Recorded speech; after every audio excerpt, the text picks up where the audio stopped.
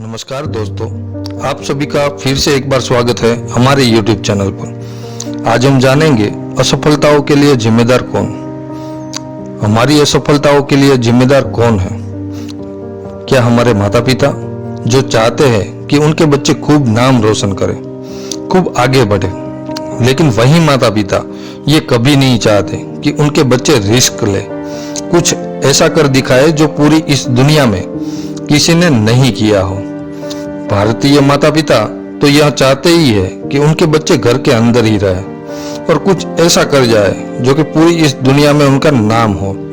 या फिर हमारा एजुकेशन सिस्टम, जो कि लॉर्ड मैकॉल ने 1835 में सिर्फ इसीलिए बनवाया था ताकि वो हमें मानसिक रूप से गुलाम बना सके, उसकी हर बात को वो हमसे फॉलो करवा सके और उसमें अपना कोई भी दिमाग नहीं लगाए। और आज वो भी यही रहा है। जब भी हमें व्हाट्सएप पर कोई भी न्यूज आती है, चाहे वो फेक हो, हम अपना बिना दिमाग लगाए, सोचे समझे उसे फॉरवर्ड करने में लग जाते हैं, क्योंकि हमें एजुकेशन सिस्टम ने सेल्फ अवेयरनेस जैसी कोई चीज सिखाई ही नहीं है।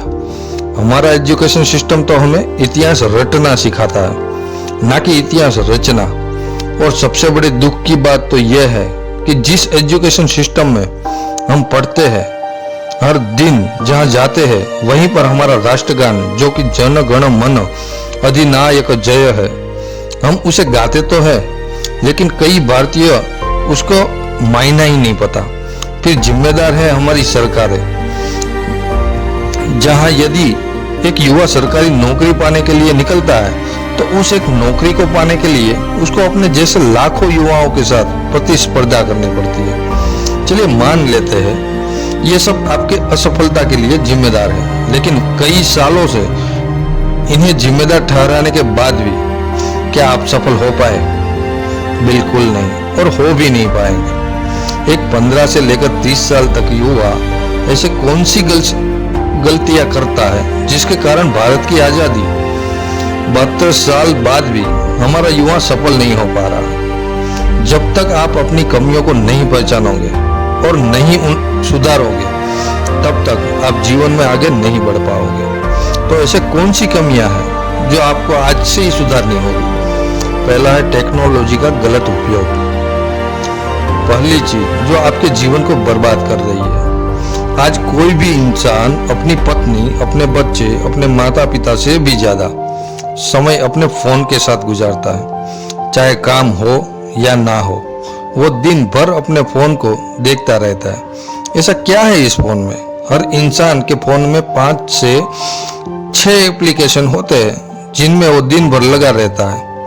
कुछ देर में उन्हें खोलता है, फिर बंद करता है, खोलता है, फिर बंद करता है। उससे ये बात बहुत अच्छे से पता है कि इससे उसका बहुत सारा समय बर्बाद हो रहा है, लेकिन उसके बाद भी वो ये करता रहता है। युवाओं का रिलेशनशिप दूसरा सबसे बड़ा कारण है कि आज के युवाओं को रिलेशनशिप में, जो साल में मौसम की तरह कई बार बदलता है। पहले ये परेशान रहते थे कि हमारी जिंदगी में कोई नहीं है, जब कोई आ जाता है तब परेशान रहते हैं कि ये आया क्यों, और जब वो उसे छोड़कर चला जाता है तो फिर परेशान रहते हैं कि इसने हमें धोखा दिया। और इसी धोखे से उभरने के लिए वो अपने जीवन के कई सारे साल बर्बाद कर देता है। बाबू, जानू, सोना करने के चक्कर में वो ये भूल जाता है कि उनके जिंदगी में इससे भी ज्यादा कुछ महत्वपूर्ण है। पहले वो एक दूसरे से वादा करते हैं कि एक दूसरे के साथ रहेंगे, लेकिन फिर वो ना दोनों एक दूसरे के साथ रहते हैं और ना ही ये समय उनके साथ रहता है। तीसरा है इनोवेटिव का ना होना। तीसरा भी सबसे महत्वपूर्ण कारण है हमारी सोच में इनोवेशन का ना होना। आज हम भारतीय बहुत ही फक्र के साथ कहते हैं, और होना भी चाहिए, कि हमारे सुंदर पिचाई गूगल के CEO है, सत्य नाडेला माइक्रोसॉफ्ट के CEO है, इंदिरा नॉय पेप्सी के CEO है, और ऐसे बहुत सारे भारतीय विदेशी कंपनियों के लिए बहुत अच्छा कर रहे हैं। लेकिन आज हमें और हमारे देश को इस बात की जरूरत है कि हम ऐसी कंपनियों में नौकरी करने की बजाय ऐसी कंपनियां खुद खड़ी करें। लेकिन हमारे देश में तो उल्टा ही हो रहा है। फ्लिपकार्ट, पेटीएम जैसी बड़ी कंपनियां बनाने के बाद भी हमने उसका मालिकाना हक विदेशी कंपनियों को दे दिया।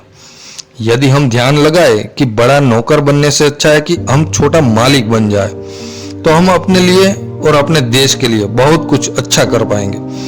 खुद की गलतियों को जाने बाद भी तब तक काम नहीं बनेगा जब तक हम उन गलतियों को सुधार ना लें। चौथा है, करके दिखाने में भरोसा रखें। मेरी ये बात हमेशा याद रखना कि इस दुनिया को सुनाई कम और दिखाई ज्यादा देता है। इसीलिए आप बोलने की अपेक्षा करके दिखाने में भरोसा रखें। कई बार आप अपने फैमिली पर गुस्सा हो जाते हो कि वो आपकी बात नहीं मानते। क्यों माने?